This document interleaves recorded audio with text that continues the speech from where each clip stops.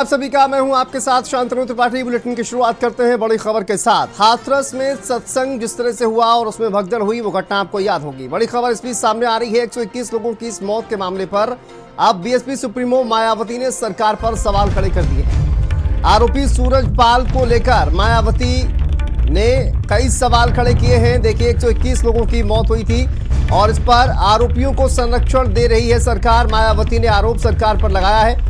आरोपी सूरजपाल को संरक्षण दे रही है सरकार। पुलिस ने बाबा को चार्जशीट में क्लीन चिट दे दी है। पुलिस की चार्जशीट में सूरजपाल का नाम नहीं है। मायावती ने सरकार पर सवाल खड़े किए हैं, क्या इस रवैये से ऐसी घटनाएं रोक पाना संभव है?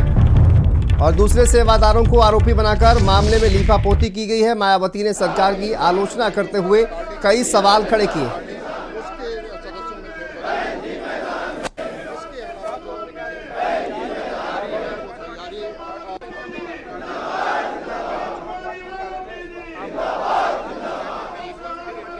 देखिए हाथरस सत्संग कांड में 121 लोगों की मौत हुई थी। अब पुलिस की चार्जशीट में बाबा का नाम नहीं है और इसी पर मायावती ने सवाल खड़े किए हैं और उन्होंने एक्स पर पोस्ट किया है। हाथरस में 2 जुलाई के हुए सत्संग भगदड़ कांड में 121 लोगों की, जिनमें अधिकतर महिलाएं बच्चे हुए, उनकी मृत्यु हुई। इस संबंध में दाखिल चार्जशीट में सूरजपाल सिंह उर्फ भोले बाबा का नाम नहीं होना जन विरोधी राजनीति, जिससे साबित है कि ऐसे लोगों को राज्य सरकार का संरक्षण है, जो कि अनुचित है।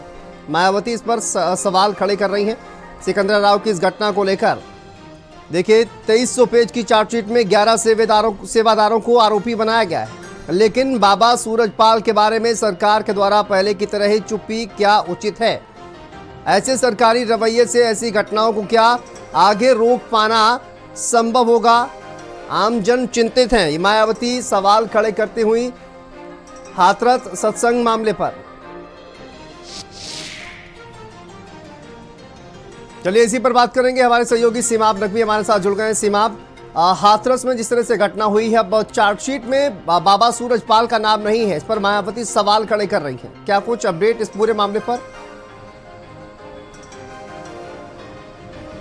देखिए हाथरस में सत्संग के बाद जो घटना हुई उसमें 121 लोगों की भगदड़ में जान गई। उसमें छोटे छोटे मासूम बच्चे थे, कई महिलाएं थी और कई बुजुर्ग भी शामिल थे। 121 लोगों की लाशें मिली और वो बहुत बड़ी घटना थी जब हाथरस में इस तरह की भगदड़ में 121 लोग मारे गए। उस वक्त हल्ला भी मचा, पूरे प्रदेश में चर्चा भी रही।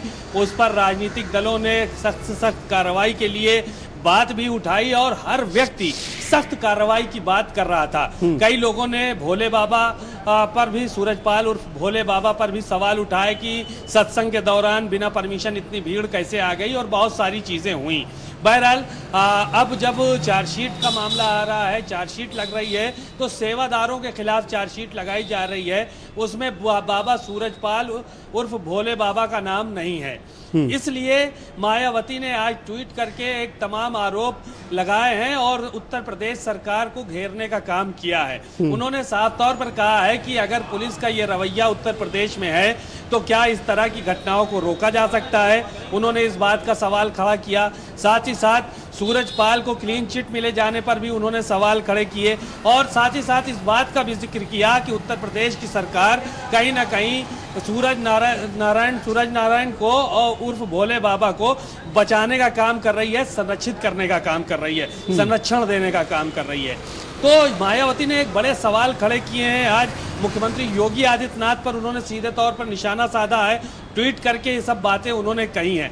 जाहिर है कि उस वक्त की जो घटना हुई थी वो बेहद दुखद घटना थी। 121 लोग भगदड़ में मारे गए थे, जिसके बाद जांच हुई और एसडीएम, तहसीलदार, चौकी इंचार्ज, थाना इंचार्ज, ये सारे के सारे लोग सस्पेंड किए गए थे क्योंकि वहाँ ज़रूरत से ज़्यादा भीड़ पहुँची थी और परमिशन उतने लोगों की नहीं थी जितनी भीड़ वहाँ पर पहुँच गई, और सेवादारों पर मुकदमा। तो मायावती ने उन्हीं सब चीज़ों को लेकर सरकार पर सवाल खड़े किए हैं और एक संदेश देने की कोशिश की है कि अगर इस तरह से चार्जशीट में नाम नहीं आता है तो कहीं ना कहीं घटनाएं नहीं रुकने वाली हैं। ठीक है, बहुत शुक्रिया आपका सीमा, इस तमाम जानकारी के लिए, अपडेट के लिए।